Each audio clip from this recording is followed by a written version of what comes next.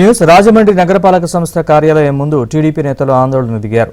టిడ్కో ఇళ్లు పంపిణీ చేయాలని, జగనన్న కాలనీల కోసం సేకరించిన ఇళ్ల స్థలాల్ని లబ్ధిదారులకు మంజూరు చేయాలంటూ టీడీపీ రాష్ట్ర కార్యనిర్వాహక కార్యదర్శి ఆదిరెడ్డి వాసు ఆధ్వర్యంలో నిరసన తెలిపారు.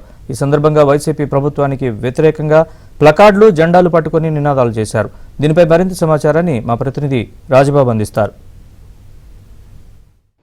రాజమండ్రి కార్పొరేషన్ పరిధిలో నిర్మించిన టిడ్కో గృహాలకు సంబంధించి టిడ్కో గృహాలను వెంటనే లబ్ధిదారులకు అందజేయాలి. మరో పక్కన జగనన్న కాలనీల కోసం ఏదైతే రాష్ట్ర ప్రభుత్వం భూములు సేకరించిందో ఆ భూములను ఇక్కడ నిరుపేదలైన లబ్ధిదారులకి ఇళ్ల స్థలాలు ఇవ్వాలి. అంటే మునిగిపోయే భూములను ఇళ్ల స్థలాల కింద సేకరించారు. ఆ భూములను లబ్ధిదారులకు ఎలా ఇస్తారు అనే నినాదంతో ఈరోజు టీడీపీ ఆధ్వర్యంలో రాజమండ్రి నగరపాలక సంస్థ కార్యాలయం వద్ద ఆందోళన చేస్తున్నారు. టీడీపీ రాష్ట్ర కార్యనిర్వాహక కార్యదర్శి ఆదిరెడ్డి వాసు ఆధ్వర్యంలో ఇక్కడ నిరసన కొనసాగుతుంది. మనం విజువల్స్లో చూడవచ్చు.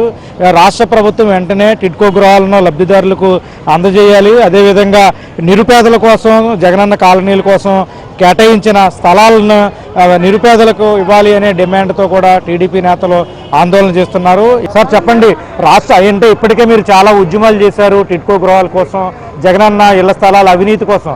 రాష్ట్ర ప్రభుత్వం ఎందుకు పట్టించుకోవట్లేదు? ఎందుకు ఇంత నిర్లక్ష్యంగా వ్యవహరిస్తుంది? వాళ్ళకి 25% కమిషన్ వస్తేనే ఏదైనా బండి నడుస్తుంది ముందుకి. టిడ్కో ఇల్లులు నిర్మాణం చేసాం గత ప్రభుత్వంలో, ఇప్పుడు దాకా ఇవ్వాల. ఈ హౌసింగ్ స్కీమ్ ఏదైతే వైఎస్ఆర్సీపీ ప్రవేశపెట్టిందో అది పెద్ద స్కామ్. అది మీరు రాజమండ్రి లబ్ధిదారులకి వెలుగుబందులో ఇచ్చారు, తక్కువ భూమిని ఎక్కువ కొన్నారు, 10,000 పట్టాలు ఇచ్చారు, సుమారు 3,000 పై వరకు కూడా పనులు ప్రారంభమయ్యి గృహప్రవేశానికి కూడా వెళ్ళలేని పరిస్థితి. అంటే 6,000 పైన అసలు మొదలు పెట్టలే. ఎందుకు మొదలు పెట్టలేదంటే ప్రజలు తిరస్కరిస్తున్నారు ఆ స్కీమ్. సరే, బూరుపూడి దగ్గర ఉంది.